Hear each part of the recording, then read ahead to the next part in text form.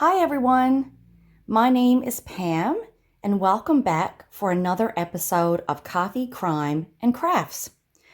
I cannot remember where I first came across the case we are going to discuss today, but it is an unsolved murder that occurred in California but has strong ties to Newfoundland and Labrador, where I'm from. Maybe that's why the fate of Phyllis O'Brien Carson resonated with me and stuck with me.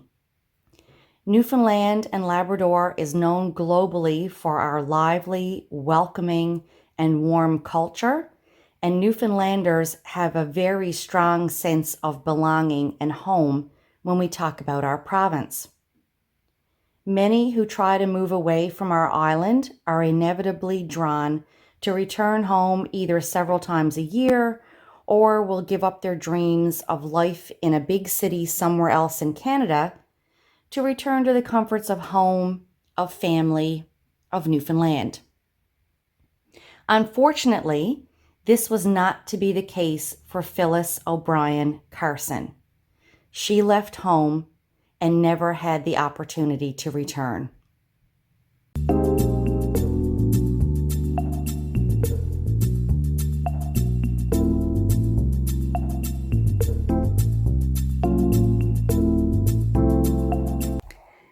So during today's episode, I'm going to continue to work on my sweater from a couple of weeks ago. I'm finishing one of the sleeves. This is the top portion of the sleeve with the fish in the top of the upper arm. And this is the bottom of the sleeve with the coloring around the bottom of the sleeve and then the cuff, which is going to get sewn together like so to create your sleeve. So I'm going to continue to work on this. This is the Mary Maxim Angler sweater, which is a vintage pattern. And I'm trying to finish this sleeve because I'm anxious to get this done and move on to casting on the second sleeve. This sweater was made famous by the character Jessica Fletcher from the 1980s TV series Murder, She Wrote. So grab your drink of choice. I'm enjoying an iced coffee from good old Tim Hortons that I grabbed on my way home from work today. Grab your craft of choice and let's get started. Alrighty, get my needles sorted out here. So in the intro, I touched briefly on the strong ties people born here typically have toward our province. Newfoundland and Labrador is the youngest province in Canada. We did not join Confederation until 1949. Many people born on the island portion of the province, at least, think of themselves as Newfoundlanders before they think of themselves as Canadians. I think that's due to the fact that many of us were born as Newfoundlanders, especially our older population, and they didn't even become Canadians until 1949. Both of my parents, for example, fall into that category. They were born Newfoundlanders, not Canadians. Newfoundland is also a large island with small population density that is concentrated around the coastline, with communities situated in several bays and inlets. Being an island, we are somewhat cut off from mainland Canada, which I think also increases our sense of being a small community rather than a large province. Going anywhere outside of our province requires an 8-hour ferry ride or an airplane. Many people born here travel to the mainland, as we like to call the rest of Canada. So many people from here will travel to the mainland for work. They get married, they raise families, but they continue to have a strong bond with their home province. Newfoundland and Labrador actually has a large population of people who commute outside of the province for work. They'll travel from here to northern Alberta, for example, to work in the oil industry, or in camps, logging camps in northern Alberta. They'll spend probably 3 weeks working up there, and then they return home to Newfoundland for their 1 or 2 weeks off. So it's quite a distance to commute, but they don't mind going all that way to work because they just don't want to move outside of the province, though. They'd rather have that long commute.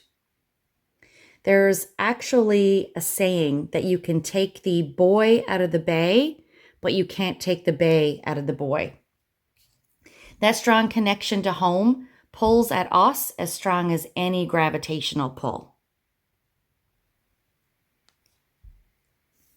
I just marked off my chart where I had to change my yarn. So, Phyllis O'Brien Carson was born and spent the early years of her life right here in Newfoundland, in the area of Stephenville on the West Coast. In the late 1950s, at the age of 18, she married and left Stephenville for California. Phyllis was one of 30,000 to 40,000 Newfoundland women to marry American servicemen that were stationed at one of the U.S. Air Force bases that were operational in Newfoundland from 1941 until about the mid-1960s. Phyllis's new husband, Edward Carson, had been stationed at the Ernest Harmon Air Force Base in Stephenville, and that's where they met. Once his time there had concluded, they returned to the U.S. and settled in California. They had a home on a small farm with chickens, cows, and ducks located in French Camp, California. Edward became a truck driver, and they were happily raising 4 children. Phyllis had a daughter from a previous relationship, and her and Edward then had 3 children of their own. Despite the distance, Phyllis still maintained regular contact with her family back home in Newfoundland. Her sister, Marie White, said Phyllis actually called home every couple of weeks, which speaks to her strong connection to her family. Long-distance phone calls from the U.S. to home in Canada would have been costly, but back then anyway, but she still managed that connection with home. I'm just going to mark off my chart so I make sure I don't lose my space in my knitting. So just bear with me a second. There we go.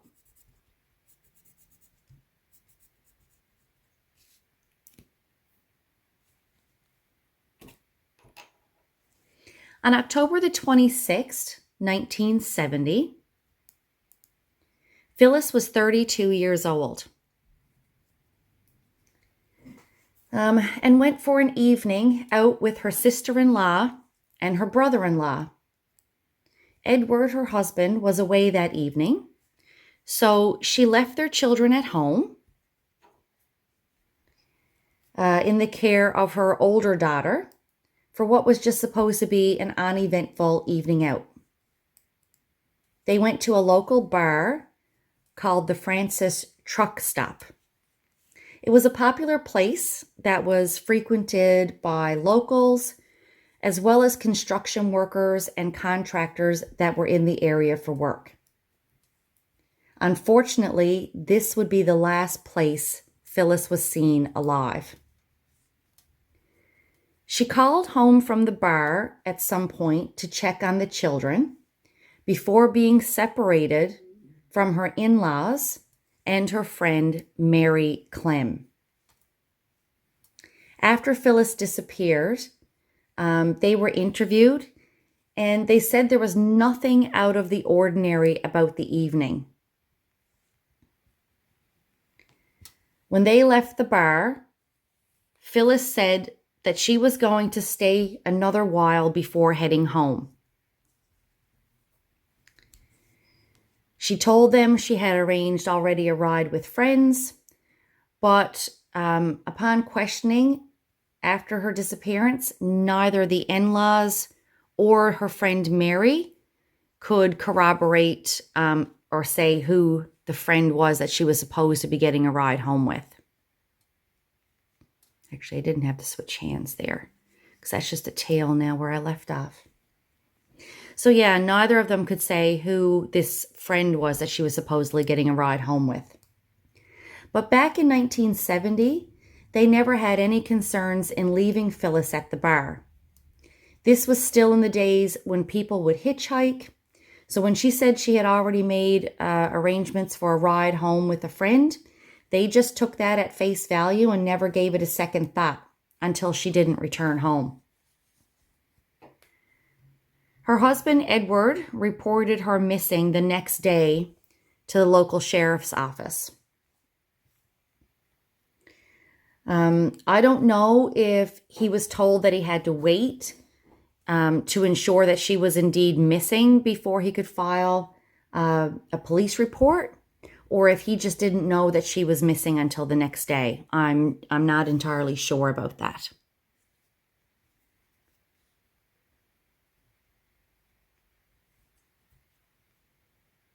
I'm just checking to see. I have to put a black stitch in here. There we go.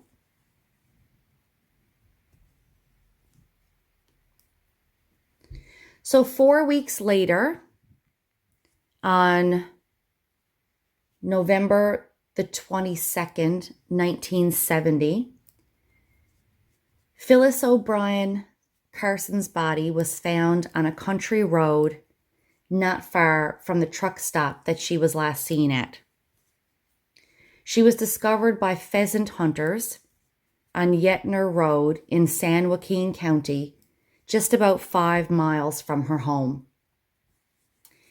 The area that she was found in was used as an unofficial dump site for materials from a construction project on Interstate 5 near Stockton, California.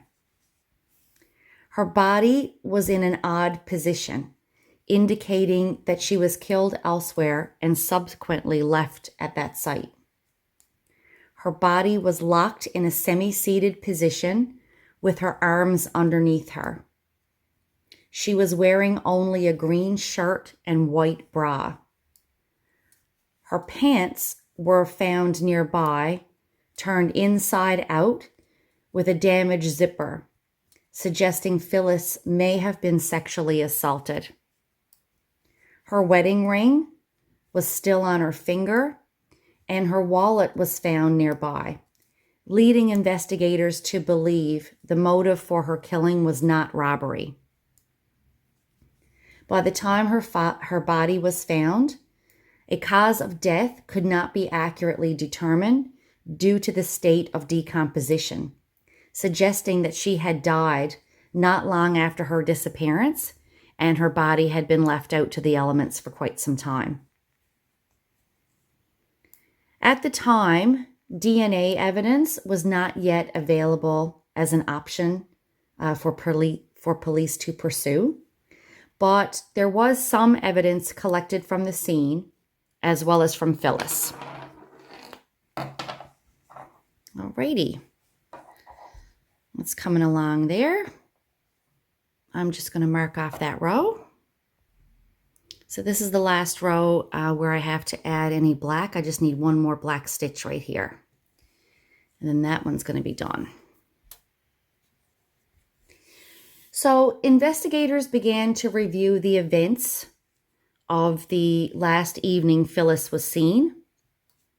The truck stop bar she had gone to had also had an area to cash checks. Construction workers from the interstate project may have been there and may have had contact with Phyllis that evening. At the time, a female witness stated she had seen Phyllis talking to 3 unknown males believed to possibly be construction workers because they weren't known, and the bar was frequented a lot by locals, and these people weren't known by anyone, so they just presumed that maybe they were construction workers. But again, that can't be confirmed. It's unknown if she spent any amount of time with those 3 males or if she indeed left the bar with either of them for a ride home. With few leads, police also focused on Edward as the spouse, and he was extensively questioned. He did, however, pass a polygraph test at some point in the investigation, and therefore he was ruled out and was no longer considered a suspect. Phyllis O'Brien Carson's unsolved murder then became a cold case. At some point, when technology allowed, DNA testing of evidence was done, but it resulted in no usable evidence. That too was a dead end. People wondered if Phyllis could have actually been an early victim of the Golden State Killer, Joseph James D'Angelo, because he was only just recently caught. Police, however, do not think that this is the case. They think that her death and the way she went missing, it doesn't match D'Angelo's MO, and his earliest crimes didn't start until 1976.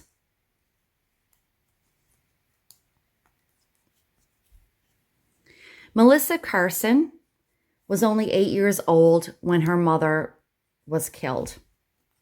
But she didn't actually learn the truth about the circumstances of her mother's death until she was 18. Melissa felt compelled to keep her mother's unsolved case alive. In 1992, Phyllis's husband, Edward Carson, passed away from leukemia. And before his death, he asked Melissa to stop looking for her mother's killer. He said that she should just let it rest, that it would just bring her further hurt. He felt she should just move on with her life and not dwell on the events of the past. But Melissa, however, did just the opposite. She actually ramped up her efforts to find the truth. I'm going to have a little bit of my coffee.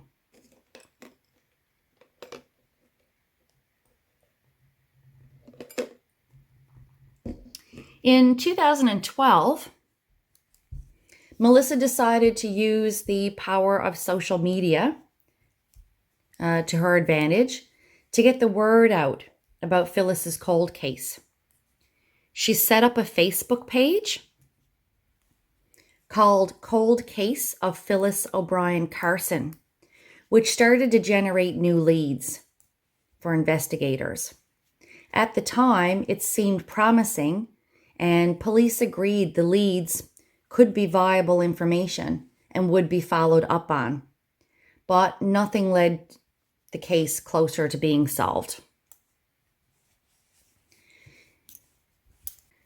So the state of California started a program offering $50,000 rewards for unsolved cases, similar to Phyllis's. Melissa applied to the state and wrote several letters requesting Phyllis's case be granted acceptance to the program. Governor Jerry Brown announced in 2016 that the state of California would indeed offer a $50,000 reward for her mother's cold case. To date, that reward is still available for information leading to the resolution of Phyllis's murder. In early 2020, just earlier this year, San Joaquin Sheriff Coroner Patrick Withrow appointed 2 seasoned detectives specifically to review approximately 200 unsolved homicides and 150 missing person cases dating back to 1964. Withrow, in appointing these detectives, was quoted as saying, "If my child, my dad, my wife, my daughter were missing, I would hope that I would have detectives that would not rest until they found my missing or deceased loved one and got me some closure." Phyllis's case was spotlighted by the website of Dateline NBC, and Melissa has also been working with a detective, a private detective, to review and sort through the clues of the case. But with it still being reviewed by San Joaquin County, it has been difficult for the private detective to gain full access to much of the files, is what I understand. Melissa herself still lives in California, just west of San Francisco and not far from French Camp. She has canvassed door to door in the community of French Camp and has sought interviews with locals still alive who could potentially have heard or seen something on that fateful night in 1970. Phyllis came from a large family here in Newfoundland, and Melissa still has contact with her relatives here. As a matter of fact, a few years ago, Melissa actually visited Newfoundland to meet with her extended family. And when she visited and met her mother's sister at the airport, apparently she said it was looking at her mother's face when they met. The extended family in Newfoundland are very aware of Melissa's efforts to solve Phyllis's case. There have even been local news articles here dedicated to it. Back in 2016, when Melissa was interviewed for an article regarding the approval of the $50,000 reward, Melissa was quoted as saying, "I was shocked because it's such an old case, yet there are people out there that I know are still alive and may know something. Even if nobody comes forward, in my heart, I know that I've done everything I could."